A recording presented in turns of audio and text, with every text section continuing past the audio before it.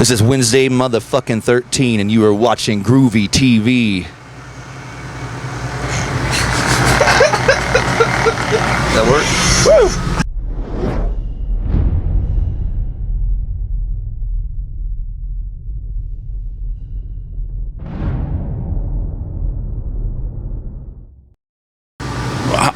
You got to tell me about this thing. And by the way, hey, this is Groovey. I'm here with the legendary Wednesday 13. We're at the Marquee Theater, Denver, Colorado. Tell me about this lightsaber. This is my new lightsaber I purchased for my 40th birthday. I went, you deserve something good. Absolutely. Happy birthday, by the way. Thank you. So I went to this place called Saber Forge in Oregon. It's the only lightsaber store in America, and they custom make all these different lightsabers. So I went there, I tested it out. I know a lot of you are going, you're selling out. You didn't get a Sith color, you get a red. But I tried the red one out. It looked pretty cool, but this green one is badass. So Darth Maul, you went Yoda. Well, yes, pretty much. But we all are going to have these different kind of lightsabers, and we'll all have the different colors, so it won't matter. We just switch them out. See, that's super cool. Like, what does something like that run? Like $500. That is awesome. Yeah. That is so cool. Yeah, it's worth it. I play with it every day. I'm a child. All right. Let's talk about music and stuff. Let's talk about music. Right. Okay, but quick, there was something really cool you talked about. Like, you're a big Ric Flair fan. Oh yeah, Ric Flair. Woo! Yeah, I'm from North Carolina, and yeah, he was like he was the local hero, and I've seen him wrestle several times. I've met him several times. In North Carolina, they have the Woo ticket, the lottery ticket. And when I was recording one of my records, actually I didn't say this earlier, recorded one of my old records, we were actually rolling our gear into this studio, and I kept hearing to the wall next door, because it was a video company, I kept hearing, woo, woo. I was like, all right. And I asked my studio guy, I said, is Ric Flair in the house? He goes, actually he is. They're recording the Ric Flair Woo ticket commercial. It was an 8-hour shoot that day, and they had all the people coming in, different people from children to elderly people, and just going woo. And I was like, he's in the fucking building. And so I ran down to there around lunchtime, and he wanted to meet us, and we sat down and talked, and it was super cool. So yeah, he was, yeah. And then I met him several times since then. So and you have his boots. Yeah, a friend of mine last tour brought me a signed Ric Flair boot. So yeah, so I have all kind of Ric Flair stuff, So I'm a pretty big nerd when it comes to collecting stuff on Ric Flair and horror movies and G.I. Joe and Star Wars, and yeah. As I get older, I'm just going back and collecting all my toys from my youth, and fans have been bringing me bags of toys, so I've already got like a whole box full of like He-Man and G.I. Joes already, so we're only a week in. So let's hook you up here. What would you like a fan to bring you toy-wise that you don't have? I need all of the 1980 to 1989 series G.I. Joe figures, mainly the bad guys. And I don't. Hail Hydra. They can be loose. They can have some dirt on them. I've been in your grandma's basement. Bring me a box of toys. I'll give you a T-shirt. Maybe put you on the guest list. We'll see. Let's negotiate. It's like a flea market here. Wednesday 13's flea market. I'm here to wheel and deal, lubing up the deals. All right, man. So everyone is talking about, excited. Everyone wants me to ask the question about the new album. Just finished recording it.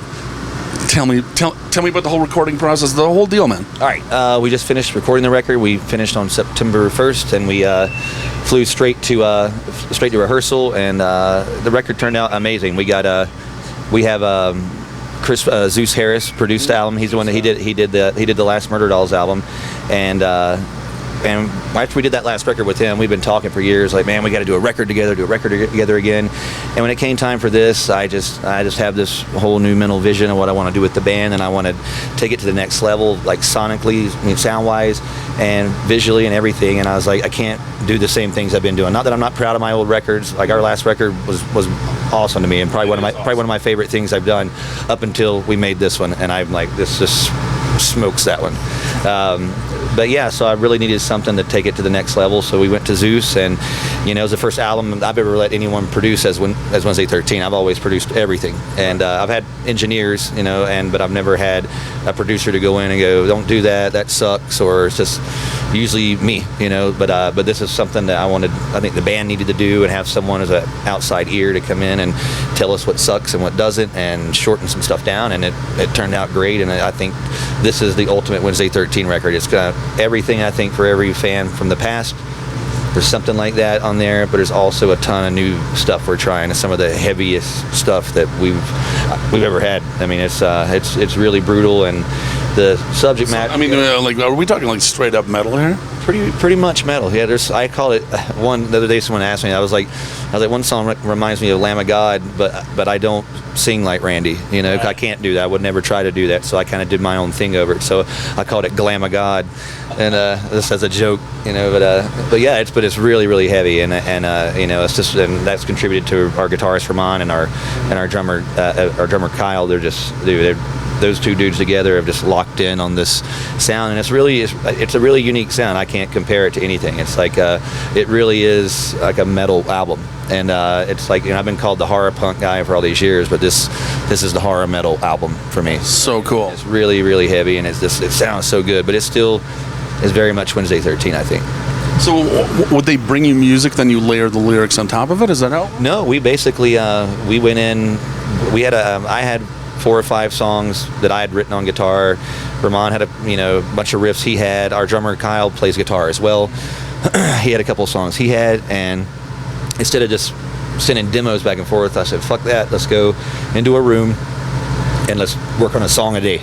And so basically we went in and we got up every day and we would work on a song for 10 hours, and they would, I would show them the riff or whatever. I'm like, all right, you play it however you want. I did the dumb version of it, and we would take riffs and we'd sit and we would play it every single way. I was like, all right, play it a fast beat, play it a halftime beat, play it this beat, and we tried every aspect of it. I've never done that with any song, so we really spent time with these songs, and we basically just went up for like 2.5 weeks, and we wrote a song a day, or sometimes we spent 2 days on a song, and it's the most focused thing I've ever done. And I just basically would sit there, instead of me playing the guitar this time and everything, I was like, you guys do your own thing, and if there's something I don't like, maybe do this or suggest something. And so it was really cool. Like, we really wrote as a band this time. It was awesome. That's so cool. And that's what you're going to hear, because like I said, anyone that's had their mind made up about what I've done over the years, or if they think Transylvania 90210, my first album, was where I am today, it is night and day difference. And you can even tell on the last album that the evolution is.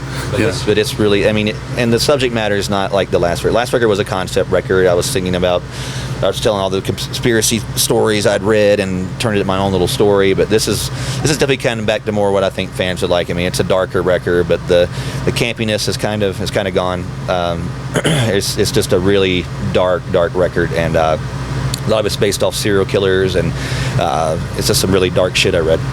And you were telling me earlier that one of the songs is on Richard Ramirez? Yeah. I wrote one song kind of from the point of view from him being the Night Stalker, which were the AC/DC got their song from, the Night Prowler, and then just doing just right from that point of view of just creeping on someone's house and actually doing what he did, and so that song is really kind of representative of kind of what's going through the point of view. So I wrote, the record's got a theme of death. I basically kind of wrote it as it's every point of view from being the killer or being killed, and every aspect of that. And then the last 2 songs on the record is the title track, Condolences, and that's about dying, like your funeral, the whole process. The whole song is almost 7 minutes long. It's like a Welcome to My Nightmare type kind of thing with piano, and just really dark, probably the creepiest thing I've ever recorded. Because even the name of the album is different than usual. Well, yeah, I didn't want to make anything campy or fun, because it's more of a serious record, I guess, for me, but not serious as I can be. And I laugh when I say that, yeah, it's just, been a lot of stuff going on in our lives in the past few years, and the whole title Condolences came from, it just seemed like everybody's just dropping like flies, everybody from like, we have personal friends that passed away, and and then all the people from like Bowie and Lemmy and Prince and all, and it's just, I just kept seeing the word condolences, and I was just like, man, that's a cool title, and I just started playing my acoustic guitar, and I came up with that riff, and and we made that into like the epic song. So it's like this 7-minute song on the record, and then so it's basically I wrote that song kind of from my point of view of my own funeral, and then the very last song on the record after that is the afterlife travel to the unknown. It's like a really spacey Pink Floyd Typo Negative sounding. It's really cool. We did a lot of different sounds, and it captured a lot of cool stuff, but still maintaining what I think I've always wanted to do. I didn't try to, like I said, when the album's metal, you're not, I mean, they're going, I'm not fucking, I don't do that. I sing the way I sing, but my voice has definitely got a lot deeper over the years, and I'm more confident in it than I've ever been. I don't lose my voice anymore. I don't, knock on wood, but yeah, it's just, I think I've ruined it so bad, it just sounds like this now. All the time. Yeah, because I used to blow it out all the time, but now it's just, I've just... How did Zeus put you in the studio? Well, basically, when I called him up and said, "Can we do this?" He goes, "Yeah, I've got this amount of time to do it." We split it up in 2 different things. He came out to Oregon, and we did the drum tracks there for a week, and we did like pre-production and listened to the songs and chopped them up and said, "This sucks, this doesn't stuck," and Botox pile we called it. That needs work, and then did the drums and stuff there, and then we had like 2 days off, and then we flew to Massachusetts and just lived in Massachusetts and recorded the record, and then worked in his studio. We basically all day long, and we didn't do anything but work on the album for an entire month. And I don't think Ramon he left twice the house, so by the time he left, he was just like, It's the sun. Yeah. All you could hear was his guitar parts in his head, like it just, I think it fried his brain. And my brain was getting fried too. So, but we got it done, and it's the work we put into it is going to show people. It's going to change people's mind, I really think. I can't wait to hear it, man. Also, you have a DVD dropping this year, don't you? Possibly. It's still in the works right now. I'm not sure if it's going to get done in time. And also, this record, when everything is well, I'm going to be shopping it for a deal this time. I'm not doing independent release this time. So if I do a deal, that could change things as well. So I don't know as far as what my releases will be after that. But I do have a DVD in the works. The person who did the last DVD is working on it right now. I don't know how far along he is on it, but it will eventually see the light of day. I don't know if it's going to make it out this year, but I was hoping to. So maybe by Christmas, we'll see. Okay. Yeah. So last time we talked was actually 6 freaking years ago, believe it or not. You turned me on to a bunch of cool indie horror flicks. Do you have any for me right now?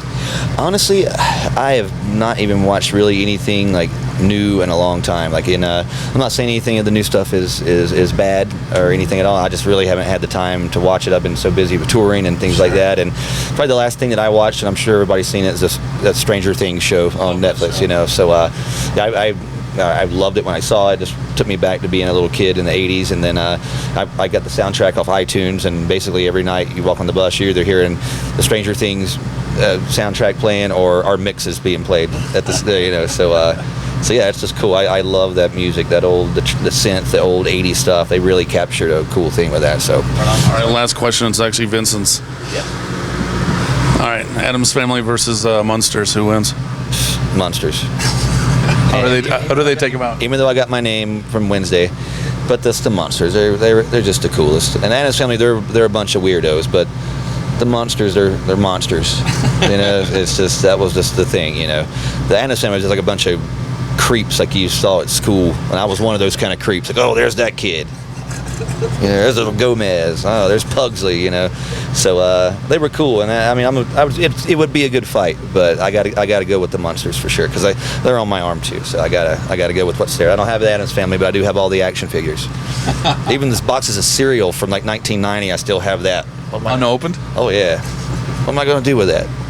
I got it. Don't ever open it. I won't, unless I'm really hungry.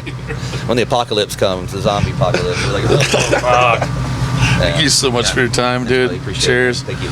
Right on. It was Groovy. I'm here with Wednesday 13, Marquee Theater, Denver, Colorado. Lightsabers. Don't fuck with us. This is real lightsabers. Not Walmart. Not Walmart. Bring it in here. We ain't fucking around, motherfucker.